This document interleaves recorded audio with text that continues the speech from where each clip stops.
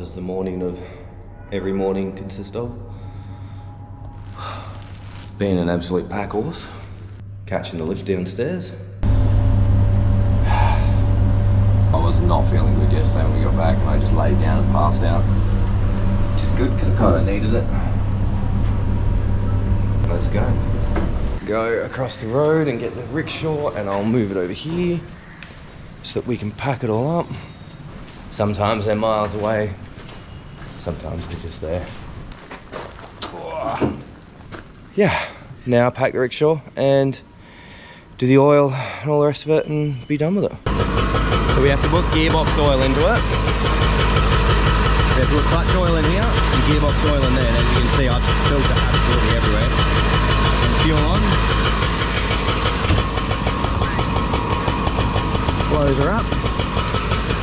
Fill it up with fuel, make sure it's completely full because that'll get us 120 k's or so, maybe more. And then start it up and let it warm up. Clutch, choke on, and just let it idle for a while. Let it get all warmed up, and then that's it, we're off. Shore's all packed. Like here is in the back there. You can see we've got quite a bit of it. Spare fuel, we're gonna need to get more today. And yeah, that's it, rock and roll.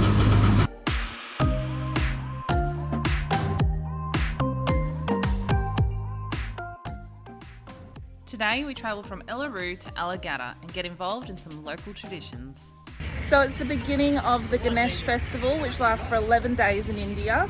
What happens is everyone gets a Ganesh statue, and then at the end of the 11 days there is a big festival and they put Ganesh back into the water.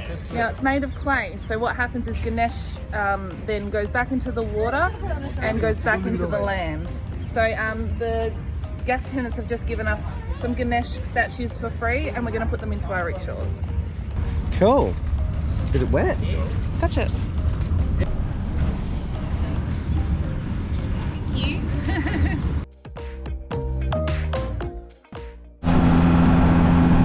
So we didn't film it, but we've been giving out ponies to people, like to little kids, and sometimes we're doing it like whilst we're driving, we just hand it out the window and the people will grab it.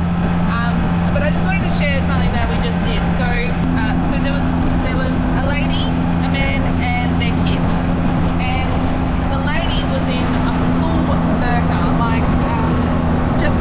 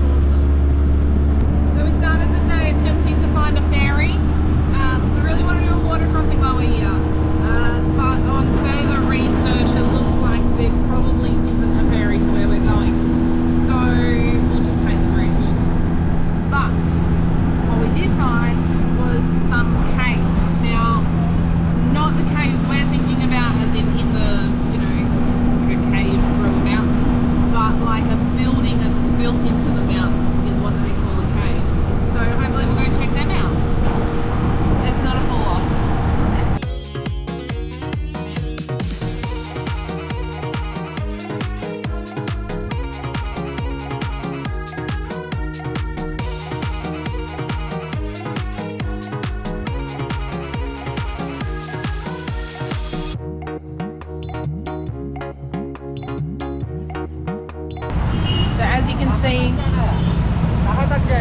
Australia, Western Australia.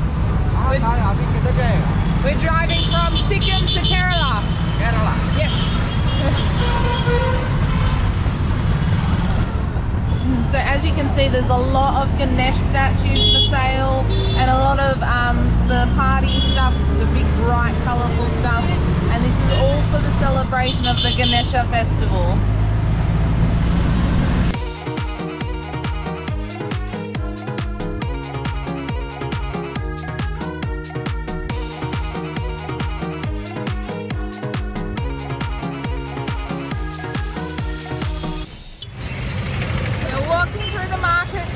Bakery is pretty psycho,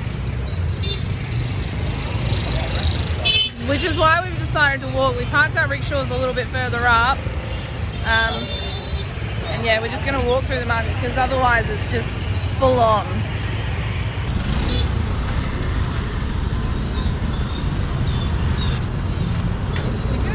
At least we're out and walking in a market. Not just stressing driving through one.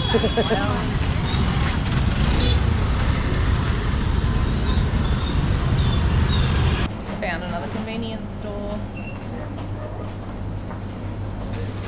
So we're just getting a bunch of stuff to give us snacks, so we don't have to stop as much today.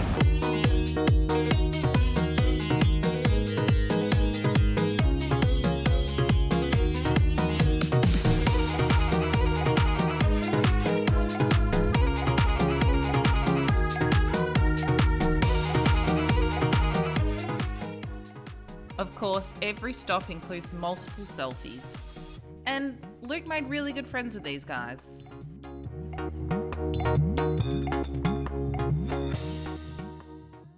Welcome to Undavalli Caves.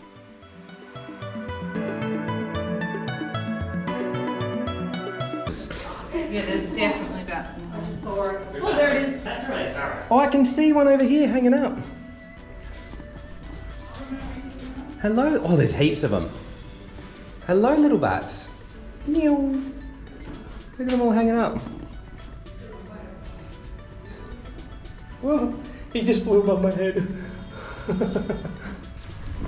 Yeah, lots and lots of little buddies. Oh, let's go up the stairs. Estimated to have been built in the 4th or 5th century, these caves were dedicated Ananthna, Padmanabha and Narasimha. 1,500 years old. That's nuts. It's still here.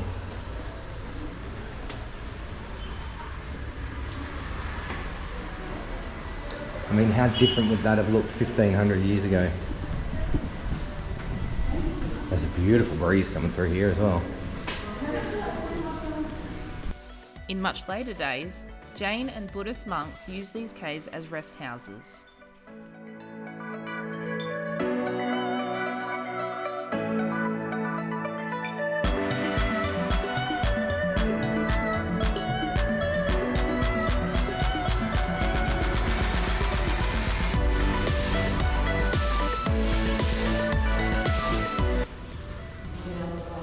Oh, whoa.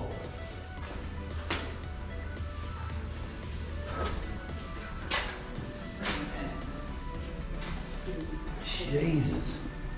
This whole thing is just carved into the rock.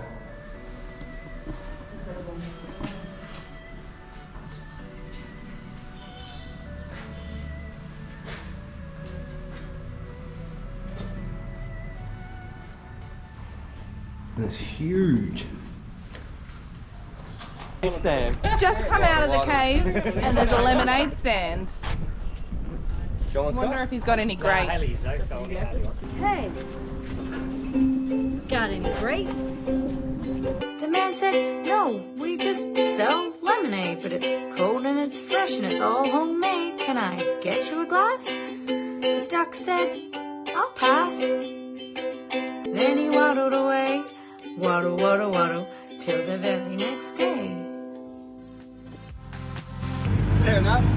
We found some other runners. I thought you were locals. That's why I pulled up behind you. I was like, oh, I'll let him get a good selfie.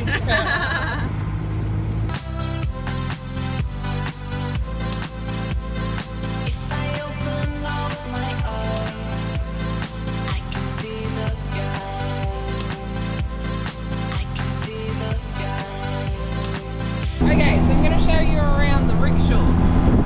Not that there's much room, but I'm going to show you what I've got going on in here. Right, so in the corner, we've got this back shelf, right? In the corner I've got all of our food, and then I've got our bags which have our money and stuff in them. Underneath that I have a basket that has all the stuff that I need to get to super quick. So things like tape, sunscreen, all that kind of stuff. Then I've also got my bag of ponies here that we've been giving out to the kids. And then we've got our big bag here. We've also got a big bag on top of the rickshaw because I was finding that I wasn't able to get to things easily enough because the bags were just taking up too much space. I have no idea how 3 people are doing it because 2 people is enough. And then in the back seat, because I do have the room, I've also got a bin. And every time I get to a petrol station, I'll empty the bin into the rubbish bin. Don't know what happens to it. I don't think it actually goes into rubbish, but I'm trying to do as much as I can to help the rubbish situation in this country. Then I've also got my camera bag here so that I can easily get to it. And on this side I have the stereo I've got the stereo taped in because I don't want it to bounce out. And then we've got our lovely Ganesh that we got from the service station earlier today. We've also got the fuel tape tied in. And then in the front here, Luke's little setup. He's got his mats that help him get places. And then he's just got a little basket where he can put things into. We've also got a bottle holder so that we can easily access the water. And then we've got our little mascot Crocker sitting up here that Jessie gave us to take along on the journey. So yeah, that is the tour of the rickshaw. Not a lot of space, but we're making do with what we got. And we've got a pretty good system now where, you know, Luke says, I need this, I've got it like that. So yeah.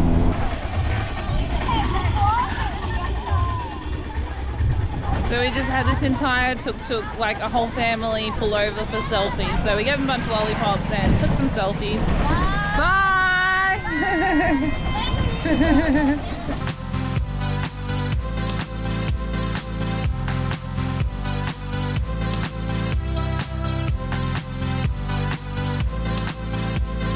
If I open up my eyes, I can see the skies. So we've stopped in a town because we needed to get fuel and we are being bombarded for selfies again. And we have a full crowd. Everyone is surrounding us. We've been absolutely swarmed. Everybody wants to know who we are and what we're doing, and selfies galore, and it's fantastic. So yeah, the crazy Aussies on the way to Kerala.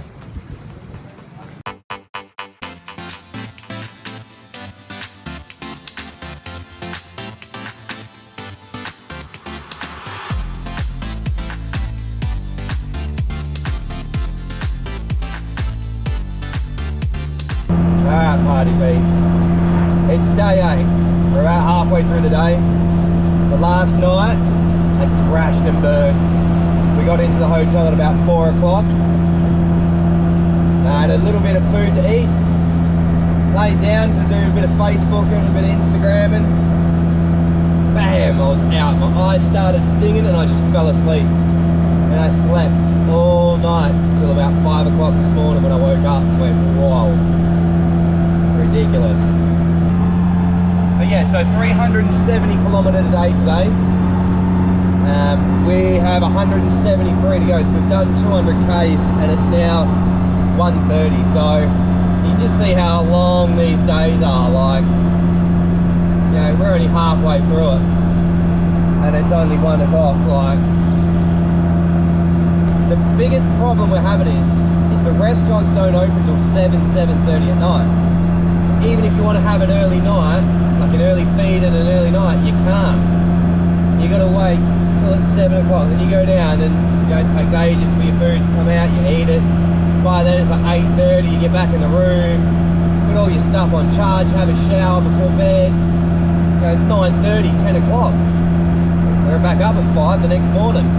So, yeah, it's a bit difficult with that kind of thing, with the food being so late.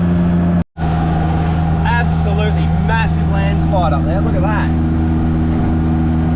That is unreal.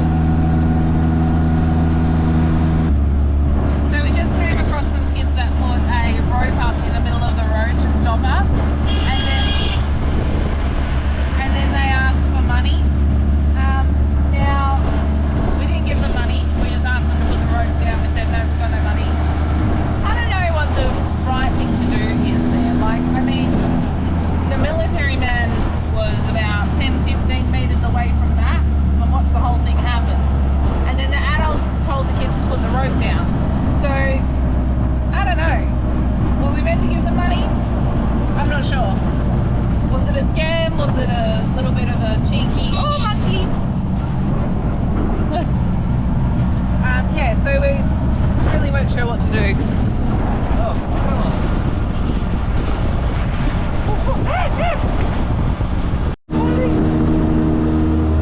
Oh, they're so cute.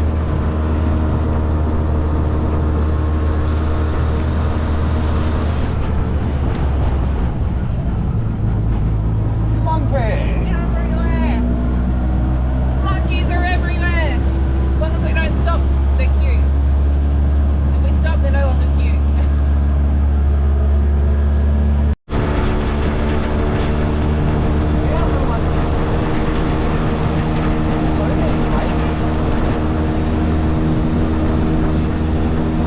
So if there's anywhere that we don't want to break down, it's here. There is monkeys galore. So we're hoping, I mean, it's, what is the time? 4:49, it's not hot anymore, it's not 34 degrees, so the engine should be right, take the punishing that we're giving them.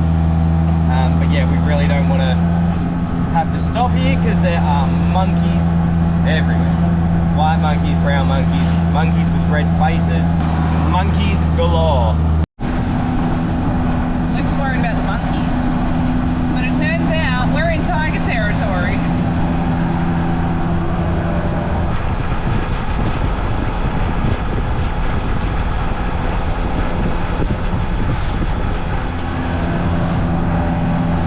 If I see a wild tiger, I think I'll die of happiness. Well, the tiger eats me, of course. The monkeys are almost as bad as the cows. They just kind of stop traffic because they don't really move out of the way.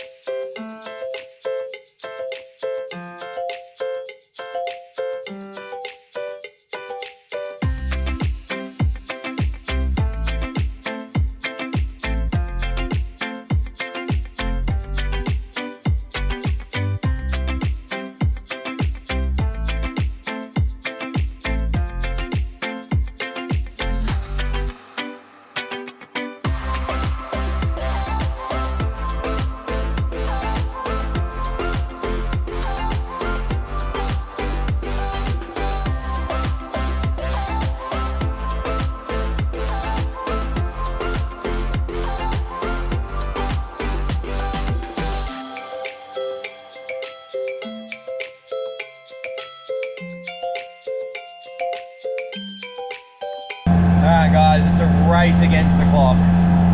It's currently 6 o'clock. We don't want to be driving at night. And as you can see, there's a beautiful sunset over there. We have 11 minutes to our destination. Will we make it before it's lights out? So it's not about the lights on the rickshaw, it's about the lights on the trucks and buses coming the other way. We are exactly at eye level with those lights. And so they blind you when you're driving. So yeah, will we make it? Hopefully. I mean, we've topped this thing out at a massive 60 at the moment. Having a cool engine makes a huge difference. It's probably only about 28 degrees at the moment. Far cry from the 34 and about 150 degree tarmac that we're running over. So yeah, makes a huge difference. So Normally we'd only just be pushing 50. But yeah, how's that? Enjoy that sunset, because we are absolutely beautiful. All right guys, we've made it to our destination. As you can see, the sun is still up enough for us to see. It's fantastic because driving at night sucks. Us girls went into the hotel to do the obligatory paperwork, whilst the boys did the obligatory selfies. We've just made it in at dusk. We've done 480 kilometers today. 480 kilometers, that is crazy. So yeah, tomorrow's going to be a much nicer day. We don't have to do as many kilometers, but we're going to go to Gandikota, check out the Grand Canyon of India, and then we'll push on to another town, find some accommodation and sleep the night. Day after that, hopefully we'll go to Hampi, check out some temples. Yeah, see you then. And there was a bar across the road, so Scott went and got us some much deserved beers. Hell yeah, so we've decided to sit in the shore so we can see my shore. Absolutely. And have some beers.